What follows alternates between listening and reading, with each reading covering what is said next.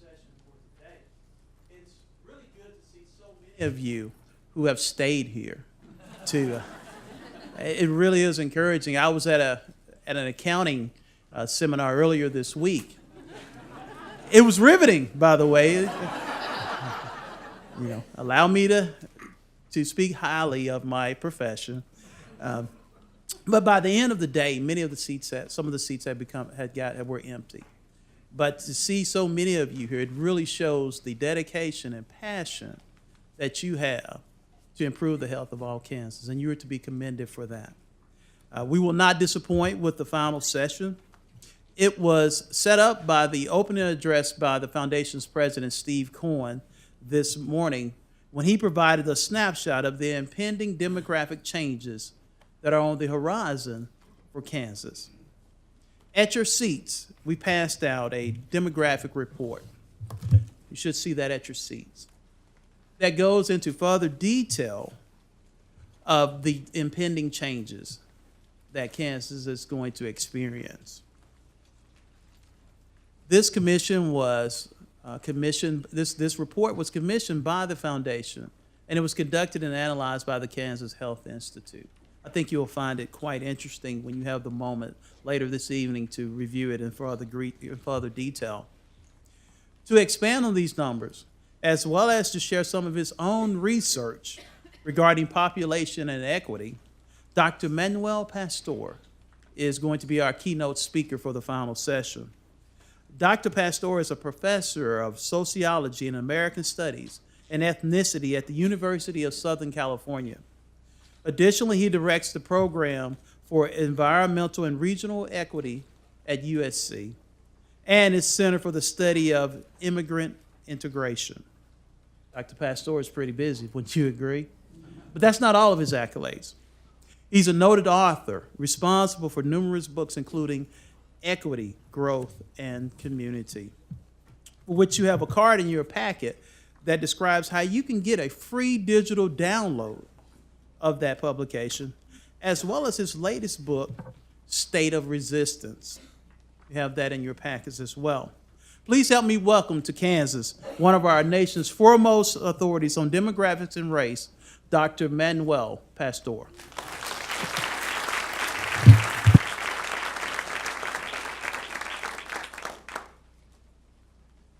Oh, I should have brought the clicker with me.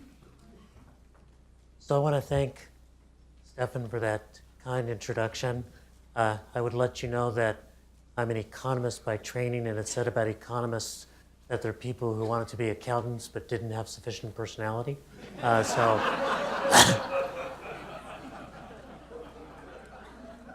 It's also been said about economists, if you took all the economists in the world and laid them end to end, they still couldn't reach a conclusion. Others have said, particularly after the financial crisis, if you took all the economists in the world and laid them end to end, that would be a good thing. So it's one of the reasons why I'm now in the sociology department. So I was asked today to talk to you a little bit about the changing demography of Kansas, a little bit about the way that we need to think about not just diversity, but also about equity, fairness, inclusion, and what that means. To try to think about what all that ties up with in terms of economics and economic change, to review the current political moment in the country, and then to have a stirring and emotional conclusion so you walk out in tears at the end of the day. As if that was not enough, I was also asked to comment on the upcoming North Korean summit in Singapore and the chances for success. Just on the way in, some people who were worried about the whole issue of prison reform were wondering whether I would talk about the other Kim Kardashian, and whether she could arrange pardons for many relatives of people in the room. So that's actually a lot to talk about in a short keynote, or what we in Spanish call a keynotito. So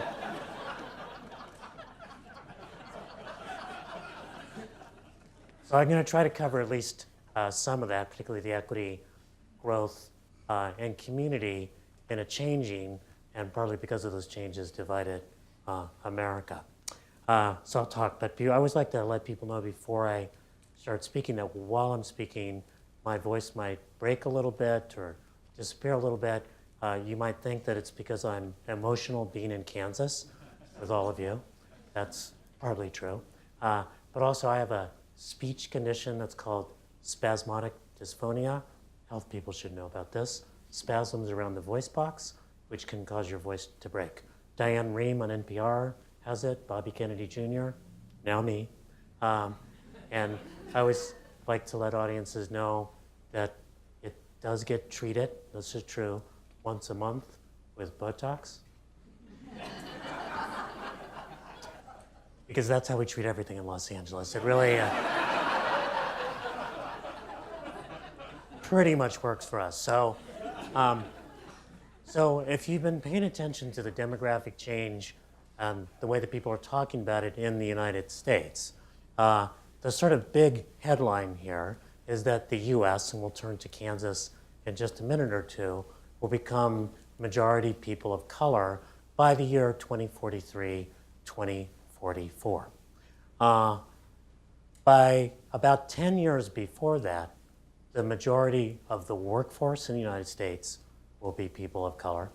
And by the end of this decade, the majority of young people, people below the age of 18 in the United States, will be people of color. You'll note that I am also, like Maria Hinojosa, not saying minority, for a different reason than her. I've stopped using it about 25 years ago, because I realized that when you think of yourself as a minority, you react rather than propose. And if we want to all be Americans changing this nation, we have to understand that there are no minorities, or maybe that we're all minority. Because in fact, I remember, I think this is probably when I stopped really using it, was in 1999. So I was in California, and some demographers said that was the day that California became majority minority. You know how demographers do that? They go, the 300 millionth baby was born today. His name is Jose. You're like, how did you know that, right? So I kept getting phone calls from reporters all day long going, we're majority minority, we're majority minority, we're majority minority. What's it mean, what's it mean, what's it mean? Tone of anxiety in their voice. So finally, like any honest academic, I said, I don't know. But we're having a salsa party tonight in my house to celebrate. In the spirit of the new California, everyone's invited. They just need to learn a new step. And part of what we're doing is learning a new step in how to exist in a more diverse America. And some who don't want to be on the dance floor, Maria promised to make love to you. I will not do that. I would be willing to show you a salsa step or two. But those who are uncomfortable being on the dance floor, that's a big source of what's going on in the country right now. Now, if you look at that demographic change, one of the things that's really interesting about it, and we'll start moving into Kansas a little bit more, is that if you were paying attention during the last presidential election, and in some ways I hope you weren't, because elections are generally sort of a fact-free season, you would have thought that what's driving demographic change in the country is immigration. But that is no longer the case. Immigration into the country has stabilized. Immigration from Asia is now outpacing immigration from Latin America. And it's now well known that for about the last 3 or 4 years, immigration from Mexico is actually net negative. There's more Mexicans returning to Mexico than coming to the United States, mostly because of lower fertility rates in Mexico and a higher, better economy going on there. So with more Mexicans going back to Mexico than coming to the United States, it means that if we build a wall, we're just penning Mexicans in, which is, I'm pretty sure not the intention, right? But the other thing that's going on is that this is starting to happen in a lot of places that we're not as used to it. So this is Kansas and its demographics between 1980 heading into 2050. You can see that 1980, Kansas was about 90% non-Hispanic white. It'll be about 61% non-Hispanic white by 2050, and again 2065, between 2065 and 2070, majority people of color. Right here in Wichita, a little bit more diversity, but basically following the Kansas trend. And you can really see that it's been starting from a small base. So if you look at the 80s, 90s, and between 2000 and 2015, if you look at the white population in the state of Kansas, growing by 3%, 2% in the 90s, 0% in that last 15 years. The African American population is still on an increase, but the big booms have been in the Latino and Asian Pacific Islander population. And it has been in a state like this, partly because of the flow of immigrants, but really increasingly because of the children that are being born to those immigrants. Wichita metropolitan area, this is the share of your population that change that's due to people of color and due to non-Hispanic whites. In Wichita in the 80s, the growth in the white population was outpacing the growth of the people of color population. But as you move to the 90s, much bigger increases in the people of color population. As you move from the aughts into the teens, you can see, again, that virtually all of that growth is coming from folks of color, and that's what's going on now for Kansas as a whole. So Kansas's future is much more diverse. You are less immigrant than the country as a whole. And this is actually an interesting phenomena. When you look at the way in which the share of foreign-born has been increasing in the United States, it's really been increasing since the 1970s, going into the 1980s, 90s, and aughts. But what's fascinating about this is that in the 80s, in the 70s, and in the 80s, half of all the incoming immigrants into the country came to California. So we had this kind of big immigrant shock, right? And that is, but the rest of the country did not. And it's in part the reason why, one expression I have for what's going on in the nation right now is that America just had its Prop 187 moment. Prop 187 was the proposition in California that sought to strip away services from undocumented immigrants, including education services from the children. So America is having this sort of same thing writ large because now these changes are happening in other locations. By the way, in California, early 1990s, we actually also had about half of the country's net job losses occurred in California because we were so reliant on aerospace and military spending. And little known, Rush Limbaugh began his talk radio career in California in the 80s. So that sort of mix of demographic anxiety, economic uncertainty, and profiteering from political polarization, we did it first. And what we'd like to say from the wreckage that we created and from the rubble that we are coming out of is that you don't have to do it. There are other ways to get through this, through the enlightened leadership of people in this room, from foundations taking an important role, from civic leaders really acting. So what does it look like going forward? This is the change in the youth population for the United States and for Kansas. This is between 2000 and 2010. If you look at the 9% decline in the youth population, of the white youth population, I always like to reassure audiences, this does not mean that 9% of young white people died. We would have noticed that. There would have been a few news stories, right? It's that more people are moving into 19 and 20 than are moving into 1 and 2, so there's a net decline in the young white population. But where are the increases occurring? In the Latino and Asian population in particular. What does this look like nationally? This is a map of the United States in 1980. It's a pretty easy map to interpret. The browner the county, the browner the county. So, so the darkest shades were sort of greater than 50% people of color. The shades in between, 40 to 50% people of color. What are in both counties and in neighborhoods often kind of a tipping point in neighborhood demographics, county demographics. And in the United States in 1980, it looked like a lot of people still think the U.S. looks, which is the black belt of the South heading up to D.C., the borderlands of Texas with Mexico, the Native American and Hispanic areas of New Mexico and Arizona, Native American areas in the Dakotas. Interestingly, look at California. In 1980, there was only one county, Imperial County, on the border with Mexico that was actually majority people of color. Los Angeles was not majority people of color. So this is what it looked like with the year 2010. Big demographic change, but if you watch, a lot of that happened in where? California. So what that's done is it's created a psychology thinking when people see that thing like the country's going to become majority people of color, what they imagine is that California is going to become 150% Latino, right? Sort of super Chicanos marching the earth going,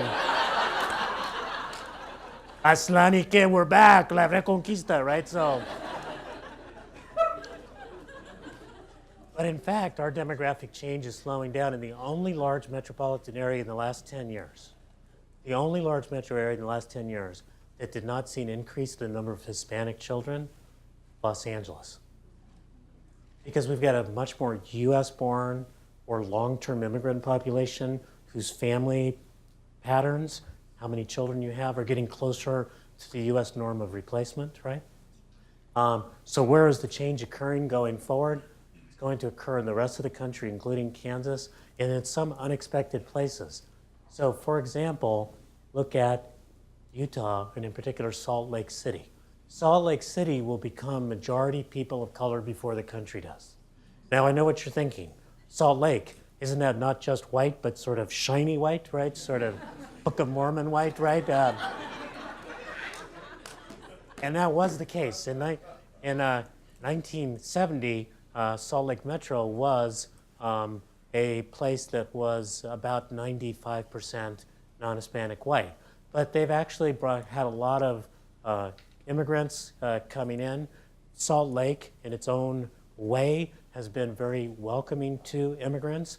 Utah, a very red state, has had something called the Utah Compact, which is an agreement amongst civic leaders, business leaders, immigrant rights leaders, faith leaders, to talk civilly around immigration, with family unity being the principle that they all espouse and agree to, and trying to figure out how to get ahead. But these are demographic changes that mean that diversity is coming to a theater near you. What does that look like in the Wichita? We're going to look at Wichita, and then we're going to look at the part of Kansas City that is actually in Kansas. I know what I'm talking about. So, the little Kansas City. But come on. But this is Wichita in 1990. You can see the part of North Wichita that was a population of color, which you can see as you move to the most recent period, that population has grown, spread across other parts of the city. Another way to take a look at that is with a dot map. Here, the green dots are the African American population. The sort of yellow tan dots are the Latino population. The gray dots, non-Hispanic white. As you move from 1990 to the current period, which you'll see something very interesting, the black population moving into many different places, the Latino population moving into many different places as well. When you move to Kansas City, and this is showing Kansas City, Kansas in the black boundaries, and then the rest of the Kansas metro area, some in Missouri, some in Kansas. When you look at 1990 and you move to 2010, you'll note something very, very interesting, which is the increasing Latino presence all over that metropolitan region, but also the suburbanization as whites are leaving the central cities of both Kansas cities. So big demographic change. So any of that interesting so far? Yes. Cool. I always like to let people know none of that is as interesting as this next chart. And this chart has to do with something people don't often think about, which is the age structure of the populations. So this compares, for the United States and Kansas, the median age half older, half younger for the white population. So US, 43 years, half are older, half are younger. For the Asian Pacific Islander population, 36 in the US, 32 in Kansas. For the black population, 33, 31. For the Latino population in Kansas, strike in the United States, 28. In Kansas, 24. Really young. Now, compare the 43, 28 US-wide. That's 15 years. That's a generation gap. And it helps to explain two things. First, it helps to explain our demographic change.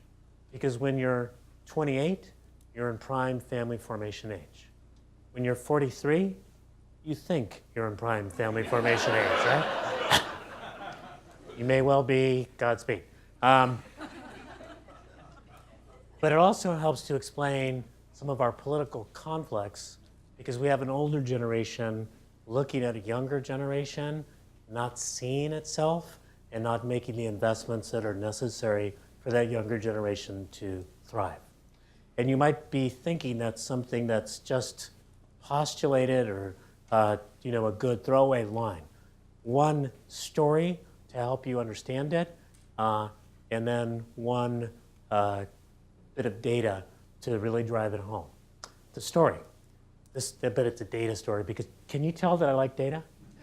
So, the state in the United States that has the biggest racial generation gap, that is the whitest old and the brownest young, the most diverse group of young. Do you know what state that is? No. Arizona. With its fractious politics around immigration, its elimination of ethnic studies in its schools, and in the last 8 years, until this teacher strike, the biggest cuts in K through 12 per student spending of any state in the United States. And lest you think that that's simply an anecdote, we actually did a study, thank you for referencing it in the introductory video, where we looked at the racial generation gap by states and by counties to try to predict the level of education spending per capita. And it was a multivariate fixed effects time series cross-section regression, for those of you who remember what that is. And we included all the other variables which help to explain education spending. And even when you include things like just the age structure in general, the wealth of districts and states, et cetera, the bigger the generation gap, the less the spending on that next generation's education spending. So what it means, particularly in a state like Kansas, is that paying attention to generation is as critical as paying attention to race and helping people reach across generations. This is what it looks like in Wichita. And it's particularly important to Kansas because you're at the beginnings of demographic change and your racial generation gap is destined to widen going forward. Now, interestingly, California's racial generation gap peaked in the early 1990s when we passed Prop 187 that eliminated affirmative action, eliminated bilingual education, and created an incarceration system that is the envy of Russia. And the racial generation gap for the country as a whole just peaked in 2016. Think about that political moment. And then think about how much of this is age and race and geography all tied together. So, as if that wasn't enough to be thinking about, we're also in a situation in which as I mentioned before, what sort of triggered us in California was this kind of combination of demographic change and a high level of economic uncertainty. And it's pretty clear that a high level of economic uncertainty was very big in the last election, really on both sides. And I mean both sides, the sort of extreme sides. So for the Trump voter who was worried about jobs being lost in the Midwest, tremendous economic uncertainty. Why exactly that got blamed on immigrants? Not clear, because I've not seen a lot of Mexicans rushing to West Virginia to work in the coal mines, but that got all wrapped up in that stew. But similarly, the Bernie Sanders phenomena is a phenomenon around economic anxiety too, except by millennials who think that they have a very uncertain future. And they do. I have a son who is 31 years old, who is a musician. His backup career is as an actor.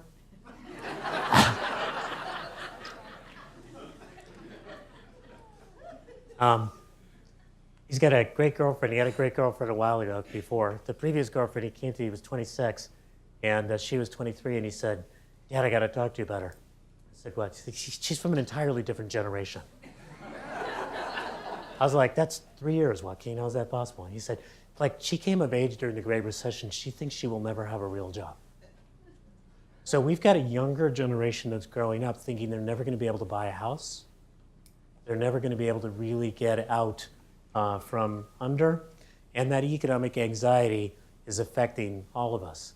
And it is in part because the United States is now more unequal in terms of its income than at any other point since the Gilded Age of the late 19th century or the period right before the Great Depression. Now, a lot of us try to think, well, we're very unequal, but we actually have a lot of mobility. So we're unequal, but people can start in one place and move ahead. We are the least mobile. There are only 2 advanced capitalist countries that have less mobility than the United States. One of them is the United Kingdom, and they have a queen. And the other is Italy, which has Silvio Berlusconi, which is kind of like having a queen, right? So, so we're very unequal. There's not a lot of mobility.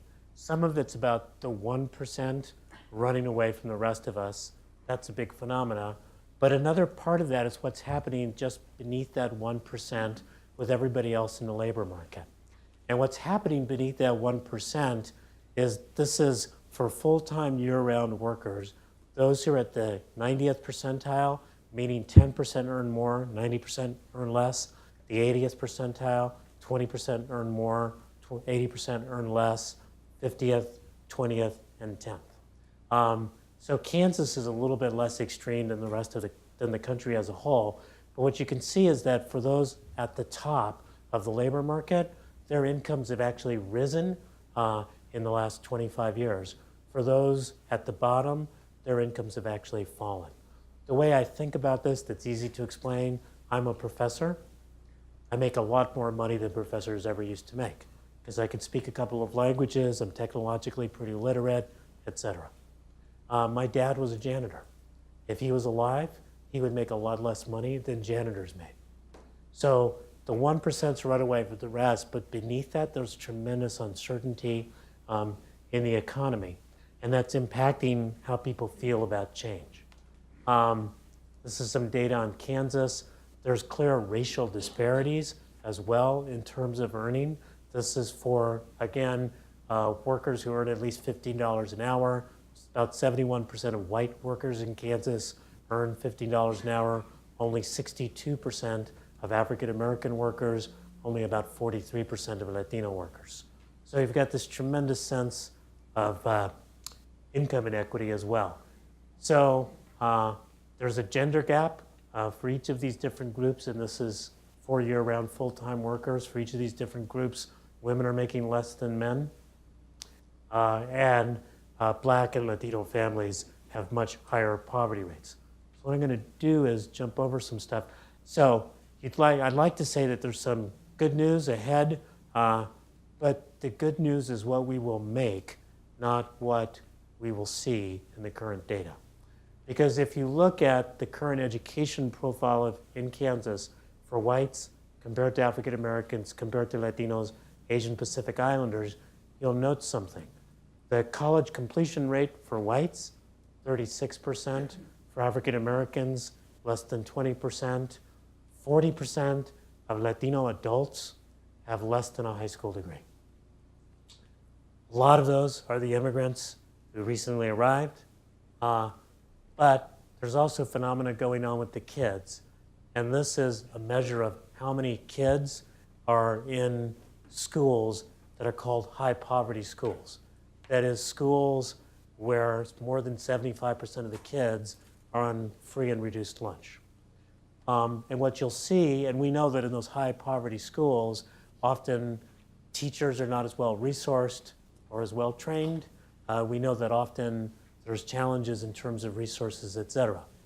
And you'll see that less than 10% of Kansas kids who are white are in high poverty schools, but about 40% of black kids and about 40% of Latino kids are in high poverty schools. This is the state that gave us Brown versus Board of Education. And yet, the future of what that was meant to repair is being replicated in the current schools right now. So, how do we move forward? I'm going to jump over some of this to come to a promised stirring and emotional conclusion. So, so a lot of that sounds like some bad news, but I want to suggest to you that there's some good news and that you may be an important part of it. One bit of good news is the following, and it has to do with a fundamental shift in the way that economists, my profession of training, have started to think about the relationship between the level of inequality, both by race and simply by income, and its impact on the economy. Economists used to think, and it's informed some of your state policy, that you shouldn't really worry about inequality. That inequality might be distasteful for liberals. You might have some moral objections to it, but some degree of inequality is necessary to have incentives for people to get ahead, to have savings and investment, et cetera. And the phrase there that's important is to some degree. That is, if you were to try to snuff out all inequality, as in the Soviet Union, you would kill incentives and you would kill savings and you would kill the economy. But there's such a thing as moving too far to the other side. And we in the United States have moved to levels of inequality that tend to reduce consumer demand, tend to alienate workers at work, tend to make it difficult for small businesses to get ahead, tend to do things that make it difficult for economic growth to go forward. Now I know and so there's this kind of increasing notion that, in fact, working toward equity and fairness and inclusion may actually be key for economic growth. Now I know you're looking at me and you're thinking, I don't know whether I believe him. He is probably some leftist professor from California. He came up with these ideas while he was in his hot tub. He spilled the laptop in there and the relationship between equity and growth came out the other way, and now he thinks he has a theory. So don't believe me, believe that well-known left-leaning institution, the Cleveland Federal Reserve, which looked at 200 metropolitan regions much the size of Cleveland and asked what predicts their metropolitan economic growth. And what they found was things made a difference that you would think would make a difference, having an educated population, diversified industrial structure, et cetera. But what they found, somewhat to their surprise, was the more unequal you were, the less you were able to generate growth. The more racially segregated you were, the more you were unable to generate growth, with the idea being that that degree of social separation makes it difficult for people to agree on an economic strategy. Instead, they wind up fighting over the spoils. Another well-known Marxist institution, the International Monetary Fund, did a study looking at countries and their ability to project and sustain growth over time. The single largest factor that stood in the way of doing that was the initial level of income inequality. So, in one of our recent books, Equity, Growth, and Community, we actually mimicked the International Monetary Fund study, but looked at employment growth and the ability to sustain that over time.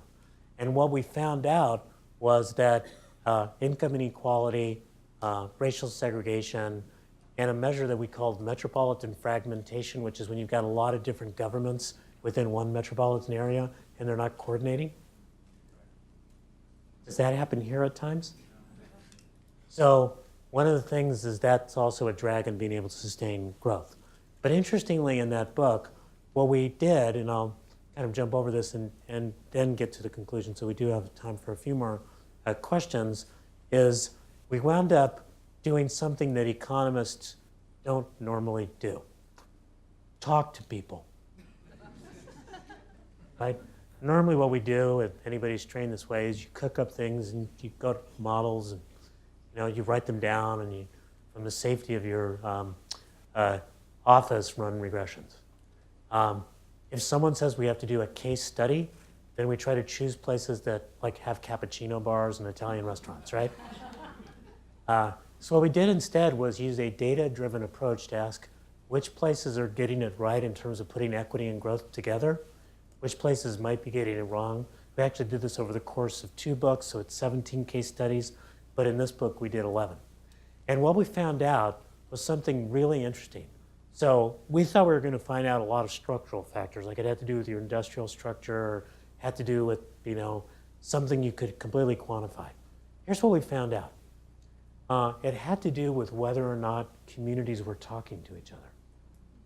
That is, places that had created leadership councils, we gave it a very fancy name, epistemic communities, because epistemic communities has a lot of syllables and therefore it could be an academic publication. But it's very simple. Epistemic is what you know, and community is who you know it with.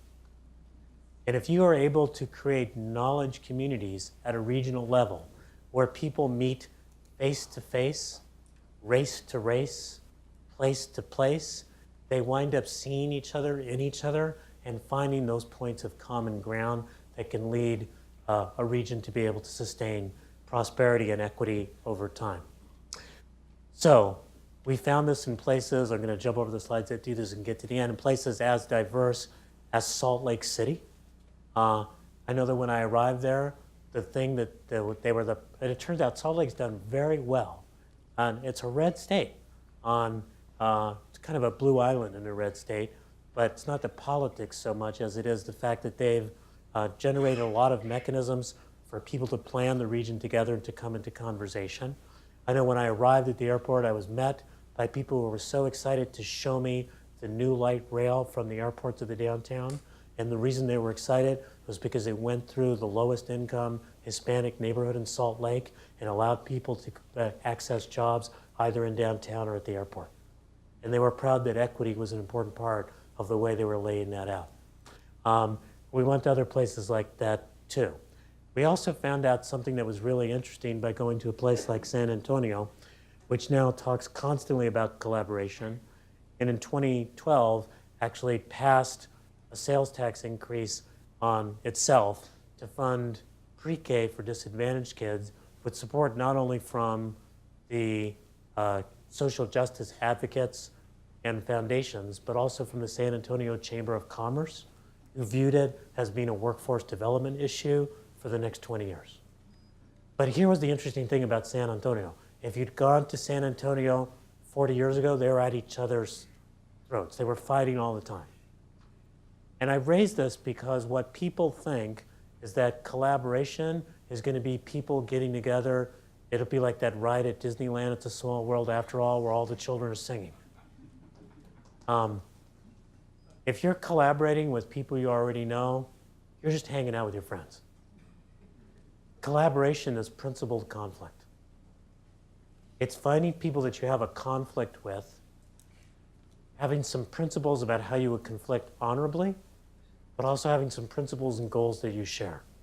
So you might not agree on whether to raise the minimum wage, but you do agree on tackling poverty and what are your strategies to do that. And then where are you going to allow yourselves to have that fight about the minimum wage and say it's okay, we'll see what the balance of power is and who wins and who loses. And I raise this because if you're really committed to doing something about equity and inclusion, it's not always going to be comfortable. People are going to raise difficult issues. There was an issue raised at the last panel about who's on your boards. Where is the diversity really represented? It's going to be difficult, and we have to get comfortable with being uncomfortable. Let me get to this last slide. So let me just say a couple things that I guess they were there. So I'm just going to say the first one, the last two about bringing together unusual partners and getting comfortable with them being uncomfortable, I just mentioned. But I want to say that I think it's really key.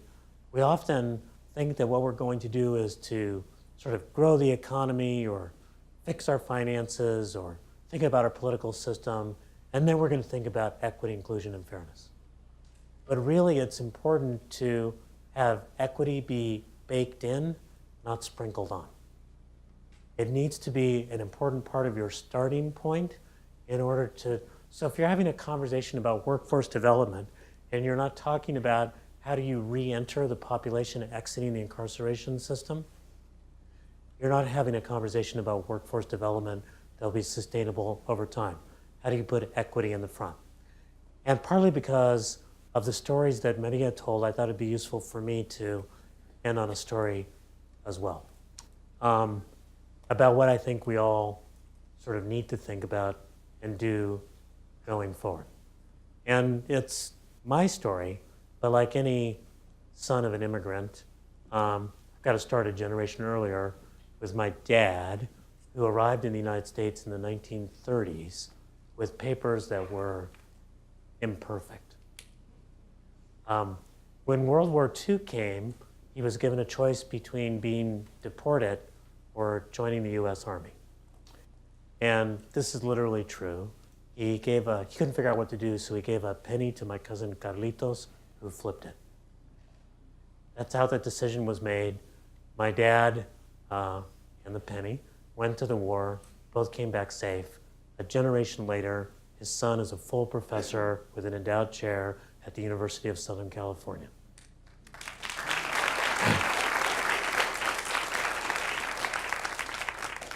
And I like to let people know that that's a great story, right? It's an American story. And if told that way, it's the wrong story. It's the wrong story because what it does when it's told just that way is celebrate what we in Spanish call ganas, desires, people's abilities and desires to get ahead. And I don't deny that my father worked hard, my mother worked hard, but I worked hard. But it's also the case that in the 1930s, my dad had no papers, but he had a union defending his rights at work. And when he left the war, there was a GI Bill, and that GI Bill meant two things. One, he, a guy with a sixth grade education, could go to a community college and be able to learn about electricity, and he could move from being a janitor, which I mentioned, to being an air conditioner repairman, and our family was able to move from being poor to being working class. And my dad bought a home in an inner ring suburb, La Puente, just east of East LA, because housing was made affordable through that GI Bill. And I went to the public schools in that neighborhood because they were decent, because we were investing in them. And when it came time to go to the university, there was affirmative action to take a chance on a kid like me that did not fit the typical profile of who was going to college at that time. And that's the American story. The American story is about individuals. And when the left forgets that, that's wrong. But it's also about the social structures and public policies we put in place to allow people to achieve their dreams. And when the right forgets it, that's wrong too. And we only get those public policies when we have social movements that make a difference. When we've got a labor movement that will bring us unions, when we've got a veterans movement, there was one that fought for the GI Bill, when we've got educators wanting to make our public education system a jewel of democracy, when we've got a civil rights movement that is beating on the doors, making sure that racial discrimination is put to one side and affirmative action does exist to take a chance on a kid like me. It is those social movements, it is those public policies, it is what we do individually that really will make America great again. Thank you.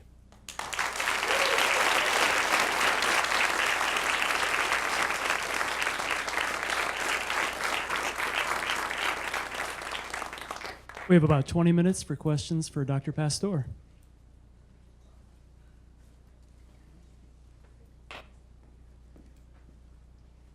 All All right. This is kind of a nerdy question, but I think a couple of years ago, David Halpern at the UK Nudge Institute, they issued a report having to do with how communities that have greater civic trust tend to have better governance structures, and also that places that tend to be more homogenous tend to have more civic trust. And it was very troubling. And I think it made me think that a lot of this might be really normative. And so, I mean, you've given some great examples. I mean, looking at Salt Lake City and San Antonio, and I'm wondering how you become Salt Lake City. So first, I appreciate nerdy questions. It just means you're my people.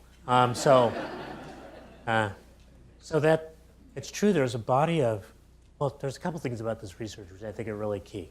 So there's been a body of research saying that when there's diversity, it can be dissension and an erosion of social capital or social trust. I do want to say one thing methodologically about that, and then I'll kind of move into the bigger picture.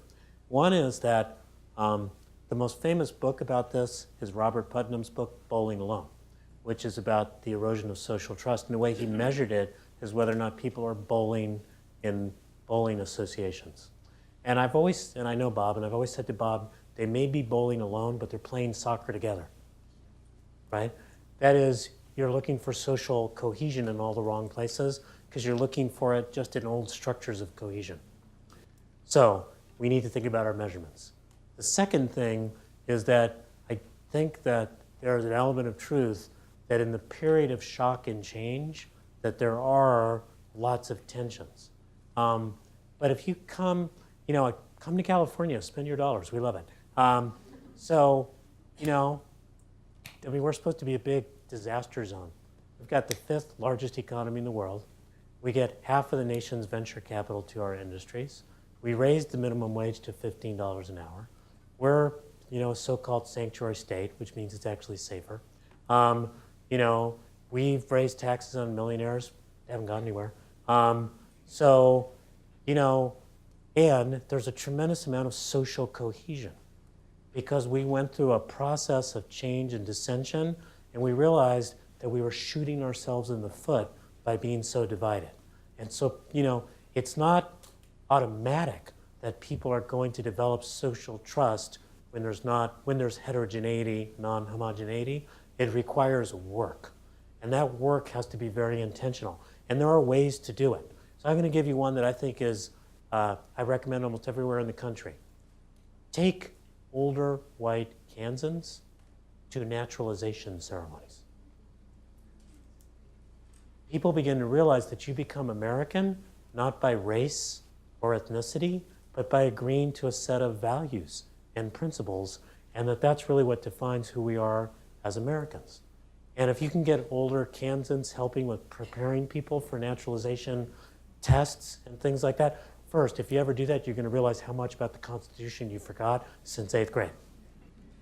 Right? Second, people begin to develop those one-on-one ties. Work through your faith-based institutions. We went through a process in California and we experienced the ugliness of it all before we recovered. I think we're on the road to recovery. We've got lots of problems, but there's a real sense. So we just had a big gubernatorial campaign that wound up, we thought it was going to be Gavin Newsom from San Francisco and Antonio Villaraigosa from Los Angeles, former Los Angeles mayor. Turned out the person who came in second is a guy named John Cox, who's actually from Illinois, but moved to California recently, Republican candidate. But what's interesting about that is it was very little like, you should vote for Antonio because he's a Latino, or you're voting against him because he's a Latino. It's just like, do you like the guy? Do you like his policies? What's up with that? So I think that we can, but unless we're really honest about it, talk about it, and understand that getting through it is not automatic. The other thing about this is no amount of wishing is going to make the country less diverse going forward. So, you can't, there's kids being born, the country is changing, the younger generation is much more comfortable with the diversity. They're also, younger people in the United States, and then I'll be quiet. It was a great question. Younger people in the United States seem to be very good at doing something most Americans of an older generation cannot do, which is to hold two ideas in your head at the same time. One is that in your friendship circles, race doesn't matter a lot. You've got a lot of people from diverse circles. Second is understanding in society, race matters a lot. That when you look at the incarceration rates for African Americans being 5 times what they are for whites, you don't get there by accident, right? You gotta work at it.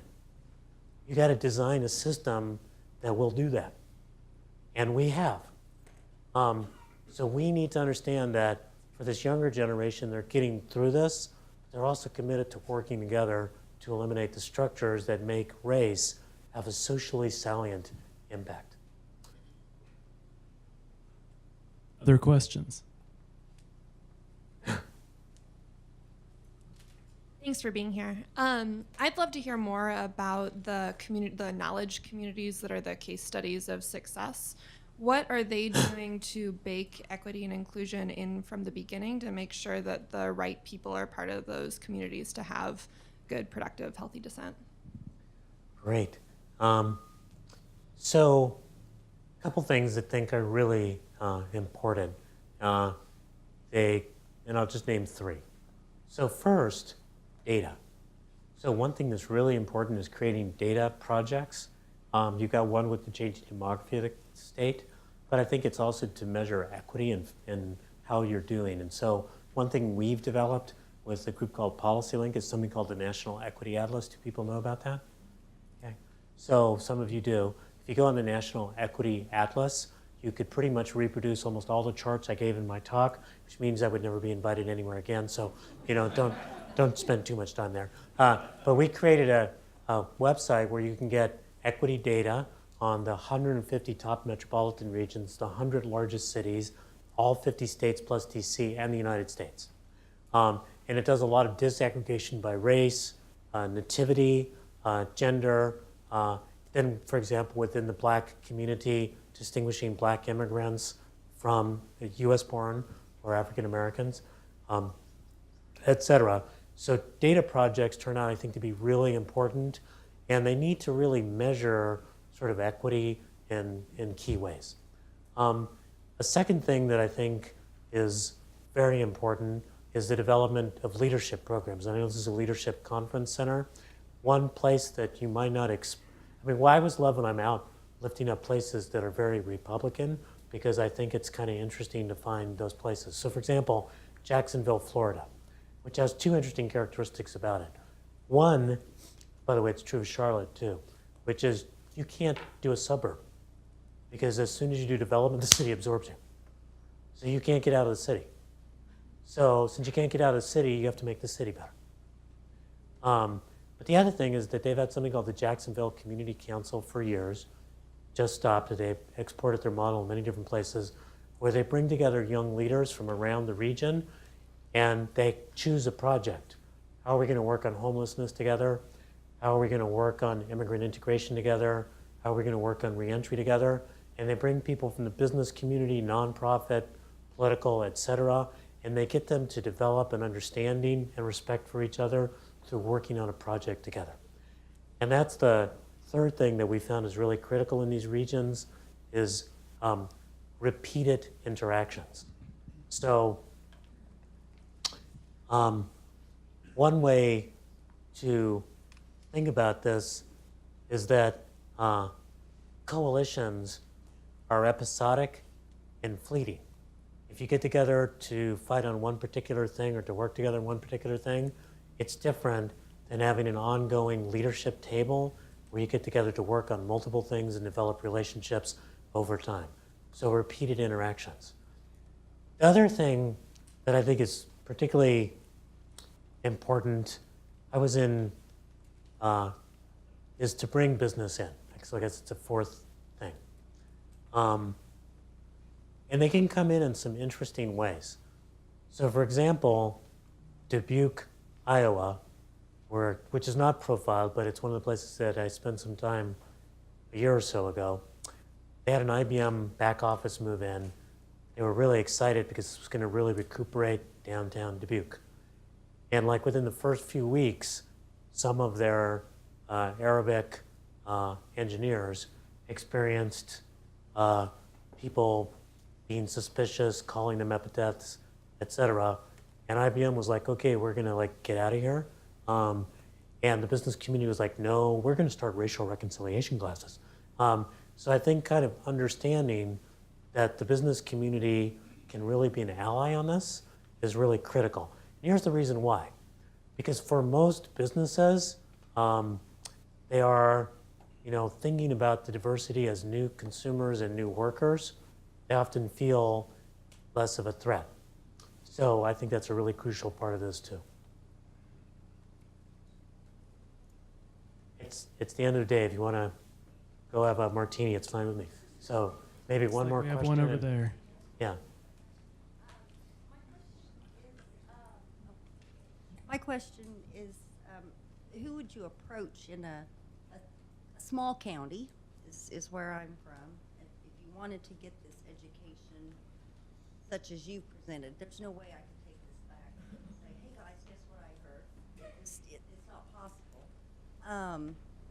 A chamber of commerce, possibly. We have a very active chamber of commerce where I'm from. So would that be a good place to start to get this information shared? Well, High poverty. I mean, we don't have racial fights or anything like that, but we're fairly white. yeah. But we do have, yes, we are fairly segregated. But I'm just looking for who would you suggest the right people in probably a population of 25,000 people total in the county? Yeah. So first, you're the right person.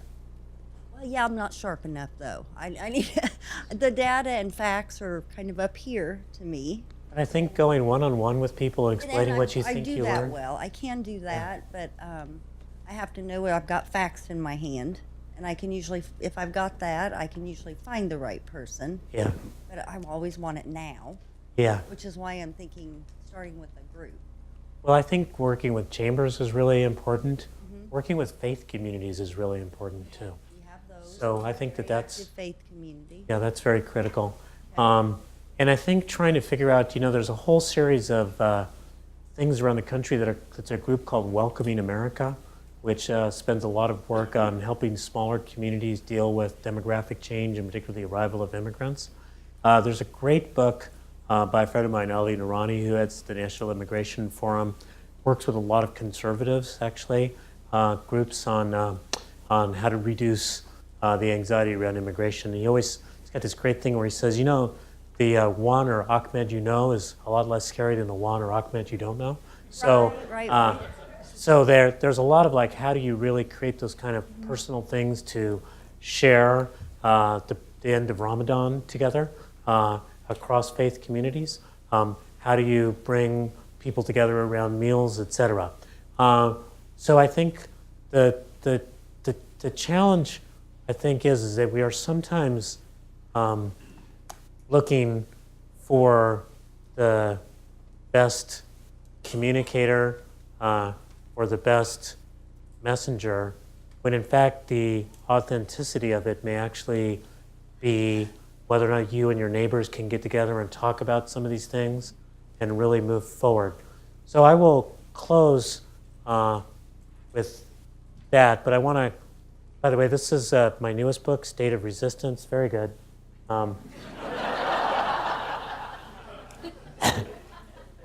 It is not downloadable for free. You do have to buy it. But for those of you who are readers, it's a wonderful read. Page turner. For those of you who are not readers, it's about to be made into a major motion picture, which is why I'm rushing back. I'm about to negotiate the movie rights. I was going to be portrayed by Antonio Banderas. Quite exciting. Turns out it's George Lopez, but still that's a little more portly, but still it's quite an achievement. But in this book, we actually had to secure the rights to just 2 songs. One was a Bob Dylan song, which I won't quote, but the other was one by Gil Scott-Heron, who was the sort of jazz poet who in a way gave birth to hip hop, although hip hop doesn't always acknowledge that's where it came from.